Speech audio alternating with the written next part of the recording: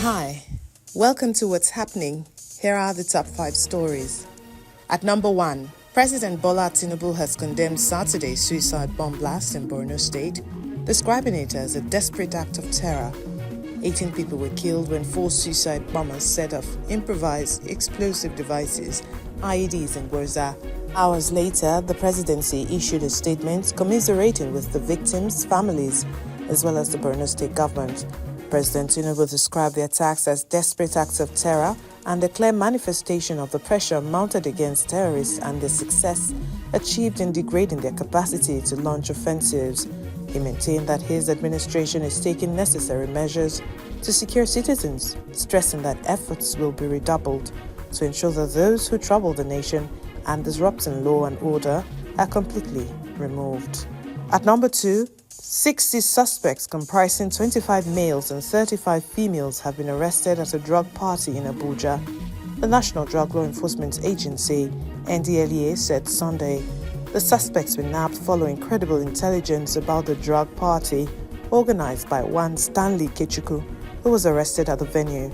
Disclosing this in a statement, NDLEA spokesman Femi Babafemi said the drug party, dubbed Go Hard or Go Home, Pick Your Poison, was held at apartments in Sun City Estate in the FCT. The chairman and chief executive of the NDLEA, Brigadier General Muhammad Buba Marwa, retired, has directed that 20 of the suspects who tested negative for drugs be released unconditionally, while 33 others who tested positive for illicit drugs were to be released on bail and will report at the FCT command of the agency on Monday to begin treatment and counseling.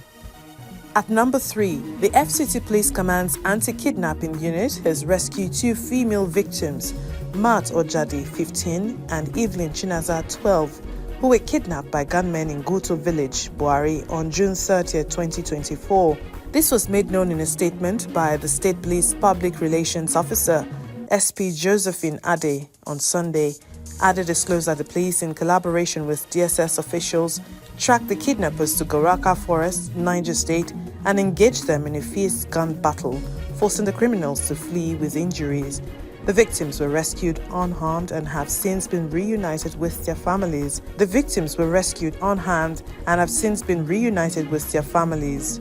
The Commissioner of Police FCT, CP Benneth C. Igwe, reaffirmed the command's steadfast commitment to maintaining peace and security in the nation's capital. Igwe also urged residents to remain vigilant and report suspicious activities to the police emergency lines.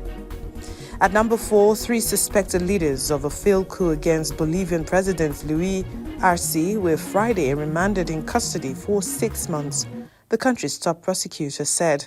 Former Army Chief Juan Jose Zuniga, former head of Navy Juan Arnez, and Alejandro Iraola, former head of the Army's Mechanized Brigade, will be held in a high-security prison not far from the capital, La Paz.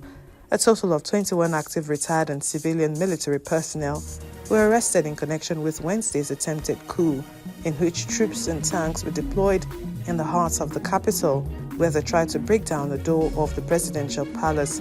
Zuniga said his goal was to structure democracy in Bolivia. He was soon captured and the troops pulled back. At number 5, Toby Amusan has been cleared to run in the Paris Olympics after the Sports Staff Court dismissed appeals against the decision to clear her for a doping offense on Friday. Amusan, 27, was charged in July 2023 with missing 3 anti-doping tests in 12 months, but was cleared of the offense by the disciplinary tribunal of the sports governing body, World Athletics. However, World Athletics and the World Anti-Doping Agency, WADA, appealed to the Court of Arbitration for Sports against that decision. Amusan set the world record of 12.12 seconds in the World Championships in Eugene, Oregon in July 2022 and went on to win the title. That's all for now. See you next time on What's Happening.